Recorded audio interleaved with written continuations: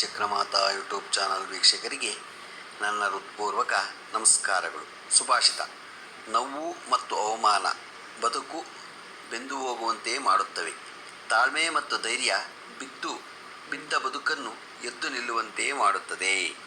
ಇವತ್ತು ದಿನಪಂಚಾಂಗಕ್ಕಿಂತ ಮುಂಚೆ ನಾವು ಮುಖದ ಮೇಲೆ ಬಂಗೆ ಯಾಕೆ ಬರುತ್ತೆ ಮತ್ತು ಮೈಯಲ್ಲಿ ಚಿಪ್ ಅಂದರೆ ಚಿಕ್ಕೆ, ಬಿಳಿ ಚಿಕ್ಕೆ, ಕಪ್ಪು ಚಿಕ್ಕೆ ಬರುತ್ತೆ, ಗೊತ್ತಾಯ್ತಾ?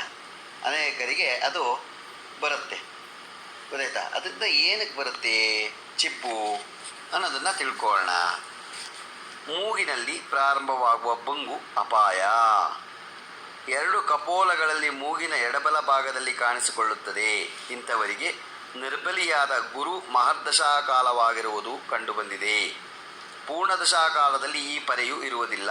ಕೆಲವರಿಗೆ ಗುರುಭಕ್ತಿಯಲ್ಲಿ ಯಾವ ದಶೆಯೂ ಆಗಲಿ ಕಾಣಿಸುವುದುಂಟು. ಉದಾಹರಣೆ: ಮೇಷ ಲಗ್ನ, ಜಾತಕದಲ್ಲಿ ಹೃದಯದಲ್ಲಿ ಲಗ್ನ, ಅಷ್ಟಮಾಧಿಪತಿ ಷಷ್ಠದಲ್ಲಿ ಗುರು, ಮಕರ ರಾಶಿಯಲ್ಲಿ ರಾಹು, ಲಗ್ನ ಅಷ್ಟಮಾಧಿಪತಿಯು ರೋಗಾಧಿಪತನಾದ ಬುಧ ನೊಡನೆ ತೃತೀಯನಲ್ಲಿದ್ದು 4ನೇ ದೃಷ್ಟಿಯಿಂದ ಗುರುವನ್ನು 8ನೇ ದೃಷ್ಟಿಯಿಂದ ರಾಹುವನ್ನು ನೋಡಲಾಗಿ, ರಾಹು ದಶಾಗುರುಭಕ್ತಿಯಲ್ಲಿ ಮನೋವಿಕಾರ ಮತ್ತು ಹೈದ್ರೋಗದಿಂದ ಜೀವನ್ಮುಕ್ತರಾದರು. ಇವರಿಗೆ ರಾಹು ದಶಾ ಗುರುಭಕ್ತಿ ಬಂದೊಡನೆ ಮೂಗಿನ ಮೇಲೆ ಕಪ್ಪು ಬಂಗು ಕಾಣಿಸಿತು. ಇನ್ನೊಂದು ಜಾತಕದ ಧನುರ್ಲಗ್ನ ತುಲಾರಾಶಿಯಲ್ಲಿ ಗುರು, ಮೇಷ ರಾಶಿಯಲ್ಲಿ ಶನಿ, ಇವರಿಗೆ 2 ಕೆನ್ನೆಗಳಲ್ಲಿ ಬಂಗು ಕಾಣಿಸಿತೋ. ಸ್ವಲ್ಪ ಕಾಲದಲ್ಲಿ ಸ್ವಚ್ಛವಾಯಿತು. ಇದರಿಂದ ಇವರಿಗೆ ಅಪಾಯವಾಗಲಿಲ್ಲ. ಜನಸಾಮಾನ್ಯರು ಹೇಳುತ್ತಾರೆ, ಅದು ಬಂದಾಗ ಒಳ್ಳೆದಿದ್ದರೆ ಹೋಗುವಾಗ ಕೆಡಕಾಗುವುದೆಂದು. ಅನೇಕರಿಗೆ ಬಂದಾಗಲೇ ಕುರುವು ಕಾಣಿಸುತ್ತದೆ.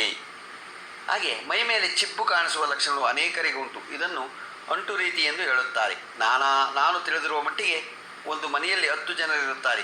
ಈ ಜನರಲ್ಲಿ ಒಬ್ಬರಿಗೆ ಮಾತ್ರ ಈ ತರಹ ಚಿಪ್ಪು ಕಾಣಿಸುತ್ತದೆ, ಬೇರೆಯವರಿಗೆ ಹೀಗಿರುವುದಿಲ್ಲ. ಇದಕ್ಕೂ ಸಹ ಗುರುವಿನ ಕಾಲವೆಂದು ತಿಳಿಯಬಹುದಾಗಿದೆ. ಚಿಪ್ಪು ಕಾಣಿಸುವುದರಲ್ಲಿ 2 ವಿಧಾನಗಳಿವೆ. ಒಂದು ಕರಿಯದು, ಇನ್ನೊಂದು ಬಿಳಿಯ ಚಿಪ್ಪು. ಕರಿಯ ಚಿಪ್ಪು ಅನಿಷ್ಟವಾದರೆ ಬಿಳಿಯ ಚಿಪ್ಪು ಶುಭಕರವೆನಿಸುತ್ತಾರೆ. ಚಿಪ್ಪಿನಲ್ಲಿ 3ನೇಯಾದ ವಿಧಾನವಿದೆ. 3 ಕಾಸಿನ ಬಿಲ್ಲೆಯಷ್ಟು ಅಲ್ಲಲ್ಲಿ ಸುಟ್ಟು ಕಾಯದಂತಿರುತ್ತದೆ.